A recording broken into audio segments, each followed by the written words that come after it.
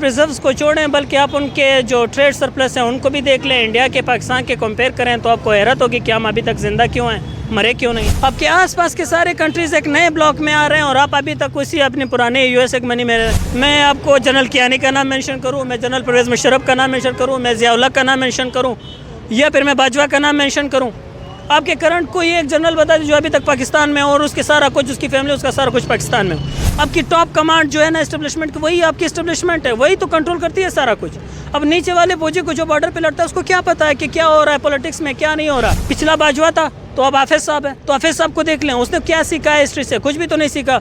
जब से वो बने वो कितने दौरे कर चुका है अमेरिका के। क्या जब तक आपकी एस्टेब्लिशमेंट बिस्मिल्लाह करके वजू करके ना तौबा नहीं करती पॉलिटिक्स से, तब तक इस मुल्क का कुछ नहीं हो सकता। लेकिन मेरे उस वक्त के खान साहब से कोई नजरिया नहीं मिलता जब वो गवर्नमेंट में थे। हम तब भी कहते थे establishment is not the solution, वो कहता था नहीं बाजवा बहुत सुलझे हुए आदमी है। आपके इलेक्शन रिजल्ट्स को सिर्फ आप नहीं देख रहे थे, मैं नहीं देख रहा था, पूरी इंटरनेशनल मीडिया देख रही थी। परवेज़ मुशर्रफ साहब ने खुद ये लिखा हुआ है कि हमने अपने बंदे दिए, और ये आपको पता है कि उसने अफगानिस्तान के एक आलिम दीन को किस तरह नंगा करके अमेरिका को हवाले किया। भाई अस्सलामुअलैकुम। वालेकुम अस्सलाम। सर क्या नाम है आपका?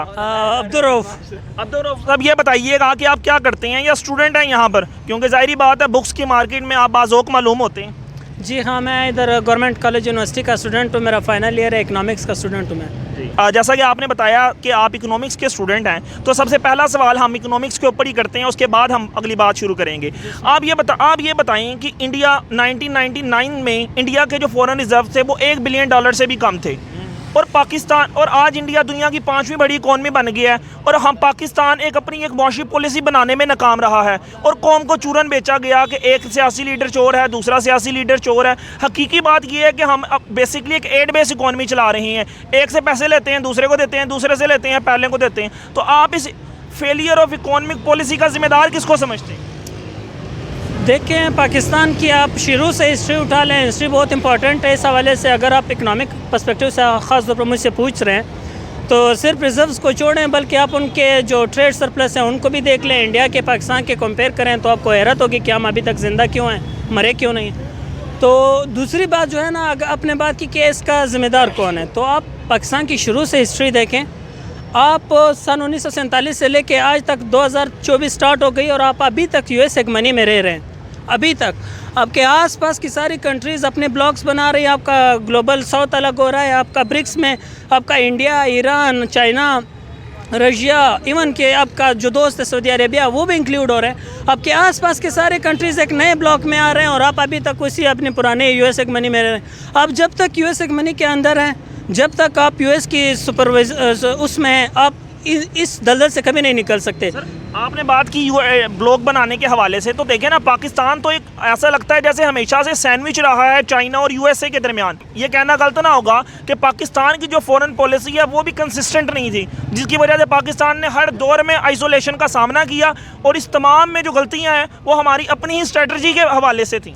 देखें, मेरे ख्याल से हमें थोड़ा सा क्लियर बोलना चाहिए। बात ऐसी है कि पॉलिटिकल लीडर्स को अब ज़्यादा इसका वो ना ठहरा है, क्योंकि शुरू से लेकर अभी तक जो भी पॉलिटिकल लीडरशिप आपकी कभी ना कभी स्ट्रगल करती है ब्लॉक को छोड़ने की, या यूएस हेगमनी से निकलने की, या फिर वो रशिया के पास जाने की, या जो अल्टरनेट सोचने की, तो उसको या तो हटा दिया जाता है या निकाला जेलों में भेज दिया जाता है। आपको पता ही कौन है पाकिस्तान एस्टेब्लिशमेंट का इसमें मेन रोल है। डायरेक्ट कहना चाहता हूँ कुछ जर्नलों का एस्टेब्लिशमेंट, ज़रा थोड़ी मजीद क्लियर कर देना टर्म के आप क्या कहना चाह रहे हैं। बेसिकली आपका इशारा former chief of army staff general Bajwa की तरफ है, जिन्होंने जब प्राइम मिनिस्टर ने रशिया जाकर तकरीर की तो उन्होंने उस बात का कहा कि हम मजम्मत करते हैं रशिया की, हालांकि उनका प्राइम मिनिस्टर जाकर रशिया में जाकर दौरा कर रहा है और रशिया यूक्रेन पे हमला कर रहा है और हम हमले की मजम्मत कर रहे हैं। जी बिल्कुल, आपने कहा मैं स्पेसिफिक जर्नल का नाम मेंशन करूं, तो मैं किस जर्नल का नाम मेंशन करूं?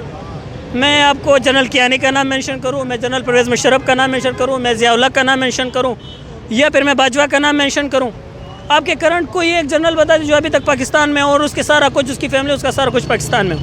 ये कौन से आपके जनरल है? कोई एक को आप क्रिटिसाइज़ कर, आप कह रहे हैं एस्टेब्लिशमेंट का नाम ना लें, तो एस्टेब्लिशमेंट आपकी है कौन? आपकी टॉप कमांड जो है ना एस्टेब्लिशमेंट की, वही आपकी एस्टेब्लिशमेंट है, वही तो कंट्रोल करती है सारा कुछ। अब नीचे वाले फौजी को जो बॉर्डर पे लड़ता है उसको क्या पता है कि क्या हो रहा है पॉलिटिक्स में, क्या नहीं हो रहा। तो आपकी टॉप लीडरशिप को हाई एस्टेब्लिशमेंट का नाम दिया जाएगा ना। तो अगर उसमें अब उस पिछला बाजवा था तो अब हाफिज साहब है, तो तो हाफिज़ साहब को देख लें, उसने क्या सीखा है हिस्ट्री से? कुछ भी तो नहीं सीखा। जब से वो बने वो कितने दौरे कर चुका है अमेरिका के। तो ये यूएस मनी से निकलना नहीं चाहते। जब तक आप यूएस मनी से निकलना नहीं चाहेंगे तब तक आप न्यू अल्टरनेटिव के ऊपर सोचेंगे नहीं। जब तक आप अल्टरनेटिव के ऊपर नहीं सोचेंगे तो आपके यही मसले रहेंगे, आपके ऊपर ट्रेड रिस्ट्रिक्शंस होंगी। आप ईरान से नहीं खरीद सकते, आप रशिया से नहीं खरीद सकते। हालांकि इंडिया के ऊपर कोई रिस्ट्रिक्शन नहीं, वो ईरान से भी खरीद रहा है, रशिया से। Independent foreign policy sir. बिल्कुल। तो आपकी जो है ना, तो अब साफ बात है कि आप जब तक आपकी इस्टेब्लिशमेंट बिस्मिल्लाह करके वज़ू करके ना तौबा नहीं करती पॉलिटिक्स से, और एक आज़ाद और डेमोक्रेटिक गवर्नमेंट को जो मेजॉरिटी से आई है उसको ये फैसले लेने की इजाज़त नहीं देते, तब तक इस मुल्क का कुछ नहीं हो सकता। कोई भी तरीका नहीं समझ सकता। अभी नज़रियात खान साहब से मिलते हैं, मुझे लगता है आपके भी वही नज़रियात हैं जो खान साहब के हैं। खान साहब कहते हैं इस्टेब्लिशमेंट का मतलब one man, chief of army staff. हाँ, मैं इस हवाले से तो मेरे नज़रियात कुछ खान साहब से मिलते हैं कि इस्टेब्लिशमेंट का मतलब वन मैन, लेकिन मेरे उस वक्त के खान साहब से कोई नज़रिया नहीं मिलता जब वो गवर्नमेंट में थे। हम तब भी कहते थे establishment is not the solution. वो कहता था नहीं बाजवा बहुत सुलझे हुए आदमी है, एंड नाउ द सुलझे हुए आदमी has done so much, you know. बहुत बहुत शुक्रिया सर। सर ये बताइएगा, ये हमने बात इकोनॉमिक्स पे की, अब हम बात करते हैं पाकिस्तान में इलेक्शंस की। बिल्कुल। 8 फरवरी 2024, अगर ये कहा जाए कि पाकिस्तान की तारीख का सबसे धांधली ज़दा बल्कि भोंडे तरीके से एक बहुत बड़ा धांधला किया गया इलेक्शन में, तो ये गलत नहीं होगा। आप समझते हैं कि इस धांधली ज़दा गवर्नमेंट, जिसे इस्टेब्लिशमेंट बैकन गवर्नमेंट जो बनेगी, क्या ये पाकिस्तान को सियासी इस्तेकाम दे सकेगी? नहीं, आप समझते हैं कि पाकिस्तान में इलेक्शन ही नहीं हुई? नहीं भाई, आपने गलत बात कही। 8 फरवरी को कोई धांधला नहीं हुआ, असल धांधला हुआ है 9 फरवरी को। सही है? तो 9 फरवरी को जो कुछ हुआ वो असल वो होता है जिसकी आप बात कर रहे हैं। 8 फरवरी को तो अच्छा भला इलेक्शन हुआ। मैं ऑफिशियल बात कर रहा हूँ, मैं आपकी बात से एग्री करूँगा कि मियाँ साहब को तो वोट ही 9 फरवरी को पड़े। हाँ वही हाँ, मियाँ साहब को वोट ही 9 फरवरी को पड़ा।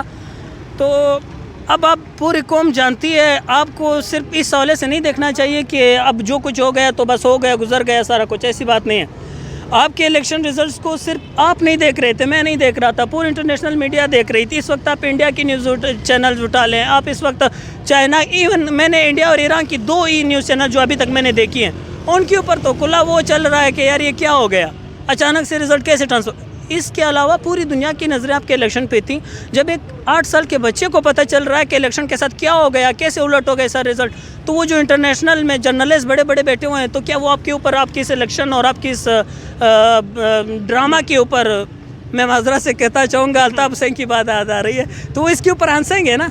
आप बिल्कुल सही फरमा रहे हैं। मैं आपकी बात में इजाफा करूंगा कि आप अमरीकी दफ्तर खारजा का जो पॉइंट ऑफ व्यू है, उन्होंने ये बात क्लियरली की कि अमेरिका पाकिस्तान में जो साफ और शफाफ इलेक्शन है इसके हवाले से फ़िक्रमंद है। जो डेविड कैमरून है, जो former prime minister of England है, जो फ़िलहाल के फॉरेन सेक्रेटरी हैं, उन्होंने भी यही स्टेटमेंट दिया कि हमें इलेक्शन से तहफ़्फ़ुज़ात है, लेवल प्लेइंग फील्ड नहीं दिया गया। बल्कि उन्होंने तो ये कह दिया, मैं उन तमाम लोगों को खराज तहसीन पेश करता हूँ जो इस जबर के माहौल में जाकर जिन्होंने वोट कास्ट किया। तो ऑस्ट्रेलियन गवर्नमेंट से लेकर बरतानिया तक और बरतानिया से लेकर अमेरिका तक कोई इस इलेक्शन को मानने के लिए तैयार नहीं। लेकिन ये बात पाकिस्तान के मजबूत और ताकतवर लोग क्यों मानने को तैयार नहीं? पहली बात तो ये कि डेविड कैमरन को परेशान होने की ज़रूरत नहीं है, वो आराम से सोएं, इंशाल्लाह हम यहाँ है परेशान होने के लिए। तो दूसरी बात है, पूरी दुनिया की, मैंने पहले भी कहा आपकी पूरी दुनिया आपके इस इलेक्शन के ऊपर हंस रही है। तो फिर भी इवन आपके सारा कुछ करने के बावजूद भी आपके वो जो बागी हैं, वो जो जेल में बैठा है, वो आपका लीड कर रहा है। आपने ना उसको इलेक्शन कैंपेन लड़ने दिया, ना आपने उसको प्रॉपर फील्ड दिया खेलने के लिए, आपने उनका पार्टी निशान तक छीन लिया। अभी आज मैं इंटरव्यू सुन रहा था, आप उनके आज़ाद उम्मीदवार को धमकियाँ दे रहे हैं। तो भाई फॉर्म 45 चोरी होने का खदशा फिलहाल तो। यार ये तो फॉर्म 45 तो पंजाब वालों का सिर्फ चोरी हो रहा है। अब ज़रा बलूचिस्तान के इलेक्शन में जाए, 3 दफ़ा गिनती हो चुकी है, 3 दफ़ा नए बैलेट बॉक्स लाए जा चुके हैं। फॉर्म 45 तो ऐसे बदल रहे हैं, उनके ऊपर ऐसे कांटे लगे हुए हैं कि आप उसकी तस्वीर देख ले तो हैरान हो जाएंगे। तो सर आपने बताया कि आप बलूचिस्तान से हैं। बलूचिस्तान के हवाले से हम बात करते हैं कि महरंग बलोच की क़यादत के अंदर उन्होंने क्लेम किया कि 26,000 से ज़ायद लोग मिसिंग हैं। हम चाहते हैं कि उन्हें अदालत के मुताबिक, जैसे कॉपियस कॉर्पस अगर फ़ाइल हो गई है तो उन्हें अदालत में पेश किया जाए, चाहे उन्हें 26,000 लोगों को सज़ाए मौत दे दें, लेकिन अदालत तो आप पेश करें। लेकिन पाकिस्तान की गवर्नमेंट ने उनको सीरियस नहीं लिया। फिर महरंग बलोच जब कोयटा पहुँची हैं तो उसके बाद BLA की तरफ से अटैक्स किए गए। अब ये समझें कि 2 दिन के अंदर तकरीबन 100 के करीब मिसाइल है, जिसमें से 50 से ज़्यादा सिक्योरिटी ऑफिशल्स की शहादत हो गई। आप क्या समझते हैं कि ये बात स्टेट को, आप तमाम लोगों को समझ आ रही है, ह्यूमन राइट कमीशन को समझ आ रही है, ये बात पाकिस्तान की स्टेट को क्यों समझ नहीं आ रही?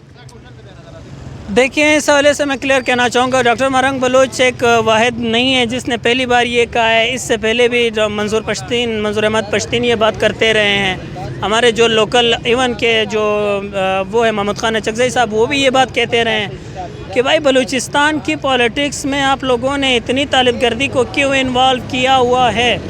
अब आप कह रहे हैं, डॉक्टर मरंग बलोच कह रहे हैं कि मिसिंग पर्सन है, तो मिसिंग पर्सन का हम थोड़ी कह रहे हैं। अब मिसिंग पर्सन के हवाले से जाकर परवेज़ मुशर्रफ की अपनी किताब खोल लें, वो खुद कहता है कि मिसिंग पर्सन है, हमने दिए है अमेरिका को। In the line of fire की बात कर रहे हैं बेसिकली। परवेज़ मुशर्रफ साहब ने खुद ये लिखा हुआ है कि हमने अपने बंदे दिए, और ये आपको पता है कि उसने अफगानिस्तान के एक आलिम दीन को किस तरह नंगा करके अमेरिका को हवाले किया। भाई आपकी हिस्ट्री जवान थे तालिबान के, आपकी हिस्ट्री ये रही है कि शुरू में आपने तालिबान क्रिएट किए रशिया के ख़िलाफ़ लड़ने के लिए अमेरिका के सपोर्ट में।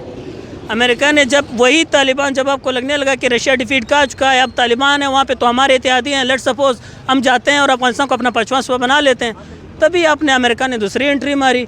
तो अब आप उसी तालिबान को अमेरिका के ख़िलाफ़ यूज़ करने की कोशिश कर रहे हैं। उनमें से अब वही उन्हीं तालिबान में से कुछ तो होंगे जो इधर उधर होंगे ना। आपकी ही मीडिया पे ही नाम दिया गया ना गुड बैड तालिबान का। आपके सबसे तारीख का ब्लैक डे कौन सा था?